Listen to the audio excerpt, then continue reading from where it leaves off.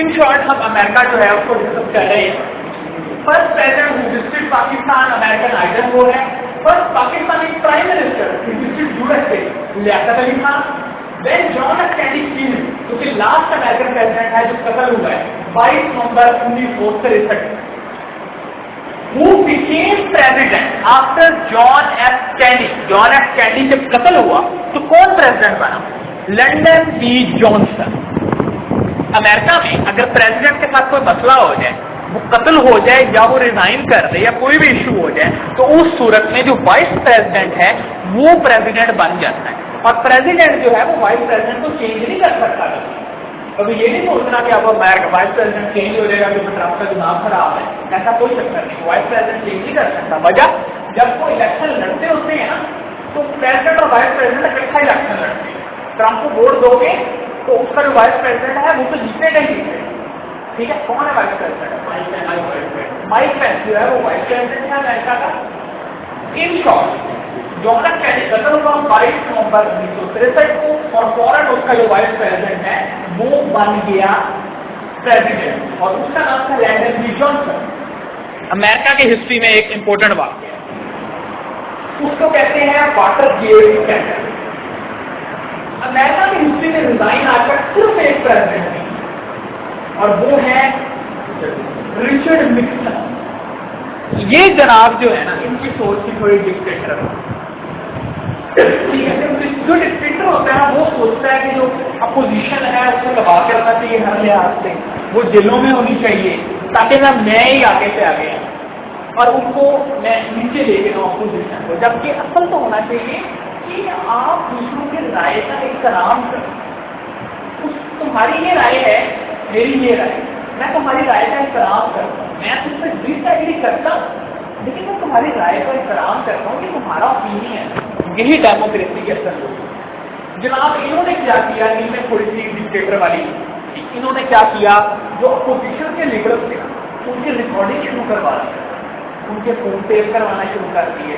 वो जहाँ मीटिंग वगैरह करते थे वहाँ लगा के चीजें ऐसी उनकी रिकॉर्डिंग शुरू कर दी और उस रिकॉर्डिंग को काम में ला के बाद में जो वो फैसले अपोजिशन वाले कर रहे हैं हम उनके खिलाफ करें या इस तरह की काम ये करने लगे. और इन्होंने एक प्राइवेट एक तरह से कहने गैंग वगैरह बनाया हुआ था जो ये सारे काम करते. साथ इन्होंने इस तरह के मंसूबे बनाने लगे कि जो लोग हमारे खिलाफ हैं उनकी परवाह लें या ब्लैकमेल करें या उस टाइप जो है ये मंसूबे बना रहे. इन शॉर्ट अमेरिका जो है कि एक डेमोक्रेसी और वो डेमोक्रेसी के रूल के खिलाफ नहीं किसी को जाने देते. उनको जल्दी पता लग गया ये क्या कर रहे हैं, क्या करते हैं, ये कर रहे हैं. पता चला, उसके बाद उन्होंने उनके लिए फैसला चलाया और उनके खिलाफ मुवाखजे की एक तहरीक चलाई. उनकी कांग्रेस में इनका एक मुआखजा हुआ और उसके सिलसिले में अभी वो पूरा नहीं हुआ था और ये मजबूर हो गए रिजाइन करने. जैसे मुशर्रफ का मुआवजा होने लगा था तो उसने रिजाइन कर दिया 18 अगस्त 2008. तो इन्होंने भी रिजाइन कर दिया. जैसे ही इन्होंने रिजाइन किया इनके जो वाइस प्रेसिडेंट है जेराल्ड फोर्ड वो प्रेसिडेंट बने. जेराल्ड फोर्ड प्रेसिडेंट बने इनके रिजाइन करने पे. He was the only American president who resigned from the office. Richard Nixon. Resign इन्होंने कब किया था? रिचर्ड निक्सन जो है उन्होंने 1974 में रिजाइन किया था. वैसे अमेरिकन प्रेसिडेंट जो अहम है जो कत्ल हुए वो ये दो ही हैं, अब्राहम लिंकन और ये जॉन एफ कैनेडी. लेकिन इसके अलावा भी दो अमेरिकन प्रेसिडेंट जो हैं वो कत्ल हो चुके हैं. उसको ऑफिस में मार दिया गया. तो इसका मतलब है वो उस टाइम वो टेन्योर में था. वो अपना यानी ऑफिस का मतलब यहाँ ऑफिस के अंदर मारना नहीं है, वो उस टाइम प्रेसिडेंट था जब कत्ल हुआ. जैसे हुआ था पाकिस्तानी प्राइम मिनिस्टर हुआ ड्यूरिंग हिज ऑफिस तो लियाकत अली खान. ठीक है, बाकी कत्ल होने को तो बेनजीर भी नहीं है लेकिन ड्यूरिंग हिज ऑफिस नहीं. तो ऑफिस का यहाँ मतलब जो है वो ऑफिस के अंदर नहीं है, टेन्योर के लिए. चार हुए ना. ایک کوشچن یہ بھی ہے کہ کون سا امیرکن پریزیڈنٹ ایکٹر تھا؟ وہ پہلے ایکٹنگ کرتے تھے ہالی ووڈ اور اس کے بعد وہ آ گئے ادھر ایکٹنگ کرنے پریزیڈنسی میں. تو میں بتاتا ہوں, وہ ہے رونالڈ ریگن. جو ٹرمپ ہے وہ بزنس مین. ٹرمپ جو ہے وہ بزنس مین تھا, اب بھی ہے. اس نے ٹی وی شوز کی, ٹی وی شوز جو ہوتے ہیں نا وہ, لیکن ایکٹر کا مطلب ہے موویز میں آنا. بڑے کام کرتے ہیں ٹرمپ کی. تو رونالڈ ریگن جو ہے یہ ایکٹر پریزیڈنٹ ہیں. کیا میرے خیال میں 20 یا 4 کی ہوتی ہے نا, 16 بنے گا, ٹھیک ہے. تو لیکن اس کے بعد امریکہ ڈیموکریسی بڑی اسٹرانگ ہے. اب 2 دفعہ سے زیادہ کوئی بھی امریکہ کا پریزیڈنٹ نہیں بن سکتا, یعنی 8 سال سے زیادہ کوئی بھی. پاکستان میں بھی ایسے ہی ہے, 2 کنزیکٹیو ٹرم سے زیادہ جو ہے وہ کوئی نہیں بن سکتا, لیکن یہاں 5 سال کی کے لیے آتے ہیں. آپ کو بتا رہے تھے کہ واٹر گیٹ اسکینڈل جو ہے اس میں یہ انوالو تھے رچرڈ نکسن. انہوں نے جاسوسی کے آلات وغیرہ لگائے اپنے مخالفین کو دبانے کے لیے, ان کی باتیں پکڑنے کے لیے. انہوں نے موبائل جو ہے جو کنورسیشن ان کی ٹیلی فون پہ ہو رہی تھی اس کو جو ہے وہ ریکارڈ وغیرہ کروایا.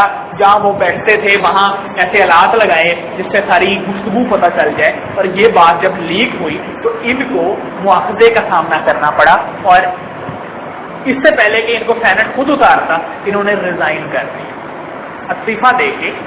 یہ امپیچمنٹ کی یعنی ان کے خلاف جو ہے وہ کاروائی شروع ہو گئی تھی, جیسے ابھی کہہ رہے ہیں کہ ٹرمپ کے خلاف جو ہے وہ کاروائی شروع ہونے لگی امپیچمنٹ.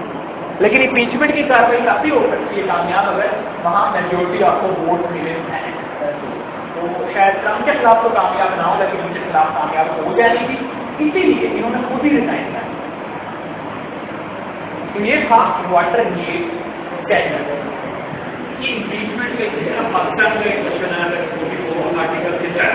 میں بھی پریزیڈنٹ کی کوئی چیز کیا تھا, جیسے ابھی اس کی جو کی تھی وہ بھی امپیچمنٹ تھی, صادق سے جڑانے کی, صادق سے جڑانے کی.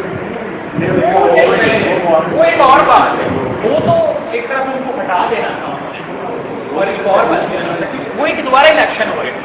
جیسے اگر یہ الیکشن ہو جاتا ہے, ایک اور بندہ کھڑا ہو جاتا ہے عمران خان کے خلاف, اور ووٹ ہوتے ہیں نیشنل اسمبلی میں, اور وہ عمران خان سے زیادہ ووٹ لیتا ہے, تو عمران خان ہٹ کے اتر جائے گا اور وہ دوسرا بن جائے.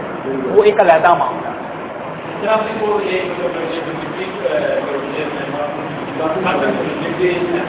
قاسم سوری والا کیس علیحدہ ہے, وہ ان کے خلاف الیکشن کمیشن میں کیس چل رہا تھا کہ شاید وہاں ایریا میں دھاندلی ہوئی یا اس ٹائپ کا. تو الیکشن کمیشن نے سمجھا کہ یہ صحیح کہہ رہا ہے, جو اپوزٹ ممبر تھا, مخالف ممبر تھا, تو انہوں نے کہا الیکشن دوبارہ ہو. وہ ایک علیحدہ معاملہ ہے.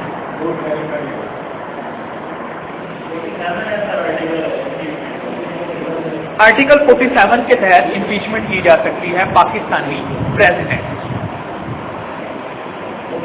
ایک کوشچن بڑا امپورٹنٹ ہے, امریکہ پرچیز الاسکا. تو اس کا جواب ہے رشیا. امریکہ نے رشیا سے 1867 میں الاسکا خریدا. اور اگر پوچھا جائے کہ امریکہ پرچیز لوزینیا فرام, تو وہ ہے فرانس. لوزینیا کی جو ریاست ہے امریکہ کی وہ فرانس سے خریدی, اور الاسکا جو ہے وہ 1867 میں رشیا سے خریدا. امریکہ کی 2 ریاستیں ایسی ہیں جو امریکہ کے ساتھ ان کا بارڈر نہیں لگتا. مین لینڈ آف امریکہ جو ہے نا اس کے ساتھ ان کا بارڈر نہیں لگتا. بعد میں ہم آتے ہیں پاکستان والے ایشو پہ جو پاکستان کا نہیں لگتا, اب ابھی بتاؤں. تو الاسکا جو ہے یہ ایک کافی دور امریکہ سے حصہ تھا, کینیڈا کے ساتھ تھا, جو کہ رشیا کے کنٹرول میں تھا, کیونکہ آگے بیرنگ اسٹیٹ کے آگے رشیا ہے. بیرنگ اسٹیٹ جو ہے وہ ایشیا اور نارتھ امریکہ کے درمیان ہے, وہ امریکہ اور رشیا کے درمیان ہے. اور اگر وہ پوچھیں کہ انٹرنیشنل ڈیٹ لائن کس اسٹیٹ سے گزرتی ہے تو وہ بھی بیرنگ اسٹیٹ سے گزرتی ہے. انٹرنیشنل ڈیٹ لائن کس اسٹیٹ سے گزرتی ہے تو وہ گزرتی ہے بیرنگ اسٹیٹ. ٹھیک ہے. اور آپ کو بتا دیا یہ یونائٹیڈ اسٹیٹس آف امریکہ اور رشیا کے درمیان ہے بیرنگ اسٹریٹ, یا آپ کہہ سکتے ہیں نارتھ امریکہ اور ایشیا کے درمیان ہے. ان شارٹ جو نارتھ امریکہ والی سائڈ پہ جگہ تھی نا, اس پہ رشیا نے قبضہ کیا ہوا تھا اس ایریا پہ, الاسکا. امریکہ رشیا کے میں اس ٹائم فائنینشیل کرائسس بھی چل رہا تھا, اس کو پیسوں کی بھی ضرورت تھی, تو اس نے پیسے دے کے رشیا سے یہ خرید لیا الاسکا. یہ دوسری بات ہے, بعد میں وہ کچھ کرتے ہیں کیونکہ اس ایریا سے بڑا زیادہ آئل کے بھی ذخائر نکلے اور گیس کے بھی نکلے, تو وہ سمجھے کہ ہمیں نہیں دیکھنا یہ تھا. لیکن اس زمانے میں انہوں نے اس کو بیچ دیا. جیسے پاکستان نے گوادر خریدا تھا عمان, لیکن یہ دوسری بات ہے, عمان اگر ہمیں نام ہی بیچتا ہم نے اس سے ایسی کرتا کر لینا, کیونکہ وہ ایک طرح جیوگرافی کے لیے ہمارا پارٹ ہی بنتا. عمان کے پاس تھا یہ ایریا, عمان میں کچھ حصہ تھا جو کہ پاکستان کے پاس کہہ سکتے ہیں کہ وہ برٹش انڈیا تھا, پاکستان نے وہ ایریا عمان. ایران کی جو بلوچستان ہے وہ پاکستان ہے, اور وہاں ایون برٹش انڈیا کی ریلوے اسٹیشن بھی تھے, اور ہم نے وہ دے دیا ایران کو. کیوں؟ کیونکہ ہماری تھوڑی تھی کہ ہم نے سب سے دشمنی لے سکتے ہیں, لیکن ہم نے انڈیا سے کی, تو ہم نے ایران کو وہ ایک بہت بڑا ایریا تھا جو کہ ہم نے. اچھا, America purchase Alaska from Russia in 1867. America purchased Lusitania from France. The border between America and Canada is called 49th parallel line. اور اگر لائنس کی بات ہوئی ہے تو 38 پیرالل لائن جو ہے وہ نارتھ اور ساؤتھ کوریا کے درمیان, اور 24 پیرالل لائن جو ہے یہ رن آف کچھ کی یہ باؤنڈری ہے پاکستان اور انڈیا کے درمیان. یہ بارڈر کے نام ہے جی, یہ لائن جو ہے بارڈر کے نام. ریڈ کلف لائن جو ہے یہ پاکستانی پنجاب اور انڈین پنجاب کے درمیان جو ریڈ کلف ایوارڈ میں ایک لائن کی تھی, اس کو ریڈ کلف لائن ٹھیک ہے. ریڈ کلف کا یہ پوچھا جاتا ہے پروفیشن کیا تھا, تو وہ لایا تھا وکیل. اور ریڈ کلف جو ایوارڈ ہے اس نے پاکستانی پنجاب اور انڈین پنجاب کو ڈیوائڈ کیا. اس کا ایک حصہ جو ہے وہ بنگال میں بھی تھا, جس نے ایسٹ بنگال اور ویسٹ بنگال کو ڈیوائڈ کیا. اس کے علاوہ جو ہے پاکستان کے ساتھ ملنا تھا, ان کو تو ڈیوائڈ نہیں کرنا, نہیں ہوا ڈیوائڈ. باقی کیا رہ گیا مقبوضہ کشمیر کے درمیان, اور وہ لائن آف کنٹرول ہے وہ تو آپ کو پتا ہے وہ جنگ سے اس نے جتنا کرتا ہے وہ ہے. تو اس سے سب پنجاب انڈین پنجاب اور پاکستانی پنجاب کو ڈیوائڈ کیا یا بنگال میں. آپ کو پتا ہونا کہ line of control 720 kilometre, جن میں سے 200 کلو میٹر کا ایریا ہے ورکنگ باؤنڈری کا. ورکنگ باؤنڈری کیا ہے؟ ورکنگ باؤنڈری یہ ہے کہ ایک طرف انڈین آکوپائڈ کشمیر ہے جبکہ دوسری طرف پاکستانی پنجاب ہے. یعنی ایک طرف ڈسپیوٹڈ ہے, ایک طرف انٹرنیشنل بارڈر ہے. یعنی ہم دوسری سائڈ کو کہتے ہیں کہ یہ ایریا ہمارا ہے, لیکن انڈیا اس سائڈ کو نہیں کہتا کہ یہ ہمارا ہے, کیونکہ وہاں پنجاب پاکستانی پنجاب ہے. وہ یہ نہیں کہتا کہ پاکستانی پنجاب بھی ہمارا ہے یا سیالکوٹ وغیرہ ہمارا ہے, لیکن ہم دوسری طرف کہتے ہیں کہ یہ کون سا, یعنی ہم دوسری طرف کہتے ہیں کہ یہ ہمارا ہے. اور اس سے وہ پوچھ سکتے ہیں انٹرویو میں, جب پوچھتے ہیں ورکنگ باؤنڈری کیا ہے, لائن آف کنٹرول اور ورکنگ باؤنڈری کے کیا فرق ہے, اور ورکنگ باؤنڈری کے ساتھ ضلع کون کون سے ہیں.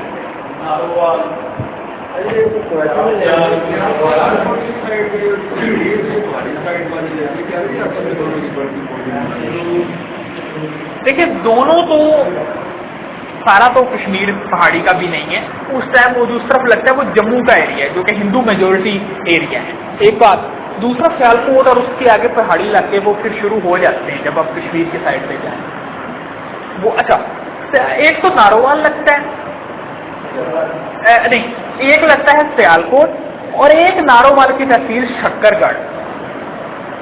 اور ایک چیز جو صرف میں نے انٹرویو بتائی تھی اور اس سے انہوں نے ٹاپ پہ لائے تھے, وہ ہے کہ گجرات کا بھی چھوٹا سا حصہ اس کے ساتھ لگتا ہے ورکنگ باؤنڈری,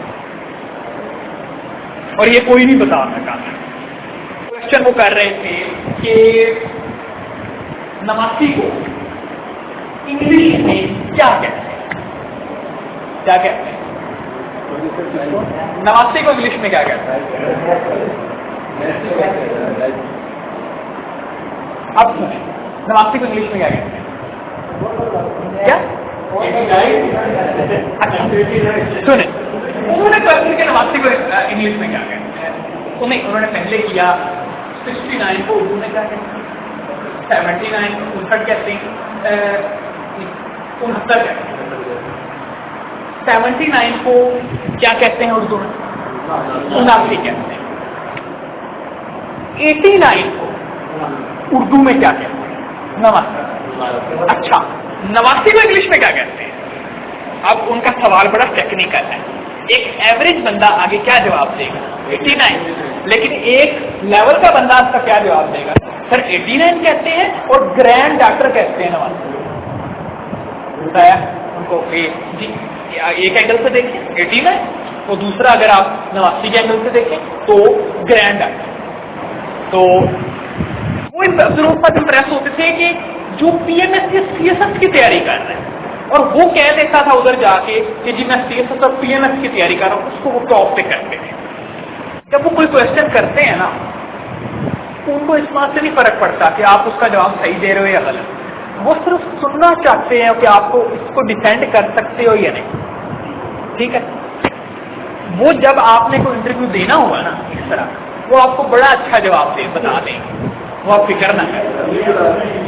कौन सा दिया? जूनियर क्लर्क का क्या ग्रेड था?